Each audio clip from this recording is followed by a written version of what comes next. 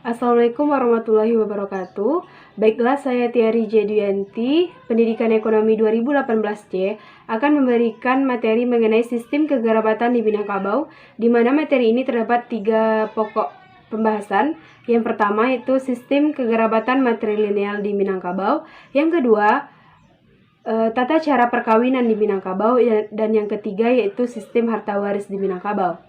Baiklah, pengertian hubungan kekerabatan merupakan hubungan antara tiap entitas yang memiliki asal-usul silsilah yang sama, baik melalui keturunan biologis, sosial, maupun budaya.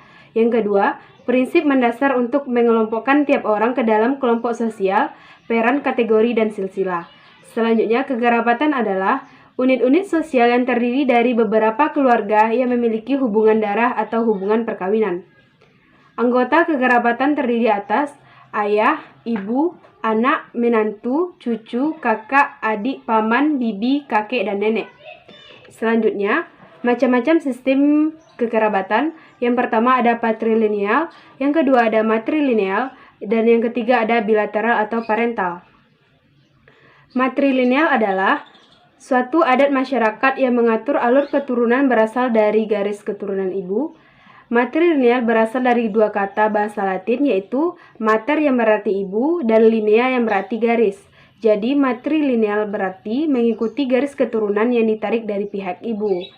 Di dunia hanya beberapa suku saja yang menggunakan sistem matrilineal, yaitu suku Minangkabau di Sumatera Barat, suku Indian di Aceh Barat, suku Navaja di sebagian besar suku Pueblo, suku Crow di Amerika Serikat.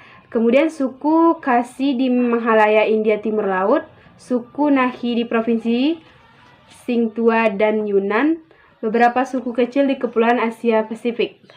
Selanjutnya, sistem kekerabatan matrilineal terdapat pada gambar berikut. Dan selanjutnya, ciri-ciri sistem kekerabatan matrilineal. Keturunan dihitung menurut garis ibu, suku terbentuk menurut garis ibu, tiap orang diharuskan kawin dengan orang luar sukunya, eksogami. Pembalasan dendam merupakan salah satu kewajiban bagi seluruh suku. Struktur kekerabatan matrilineal di Minangkabau.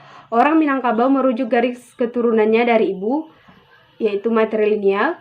Ikatan kekeluargaan dibentuk oleh lingkaran ibu dengan anak-anaknya, saudara-saudara ibu, baik laki-laki maupun perempuan. Orang yang satu ikatan kekeluargaan adalah orang yang bersuku sama. Mamak tertua dalam suku disebut tungganai.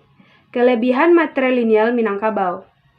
Yang pertama, perempuan lebih kuat secara ekonomi karena mewarisi harta. Yang kedua, laki-laki bertanggung jawab turut melindungi kemenakan, anak dipangku, kemenakan dibimbing. Yang ketiga, perempuan nikah dengan suku lain, anaknya mendapat 2 suku.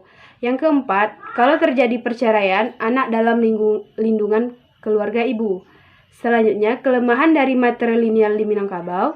Anak laki-laki Minang yang menikah di luar Minang tidak punya suku dan tidak dapat warisan. Yang kedua, laki-laki Minang kurang suka menikah dengan wanita di luar Minang.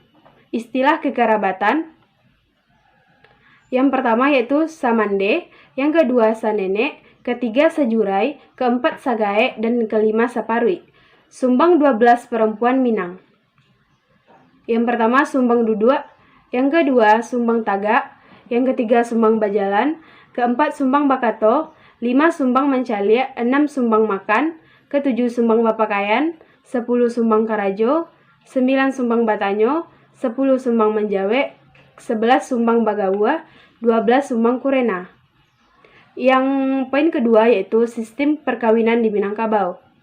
Syarat pernikahan atau perkawinan di Minangkabau, laki-laki dan perempuan wajib beragama Islam.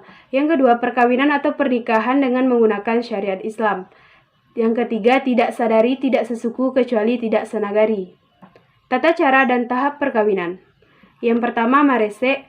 Yang kedua, meminang. Ketiga, mahanta siriah. Keempat, babako. Kelima, malam bainai. Keenam, menjapui marapulai. Dan yang ketujuh, sambutan. Dan kedelapan, tradisi setelah akad.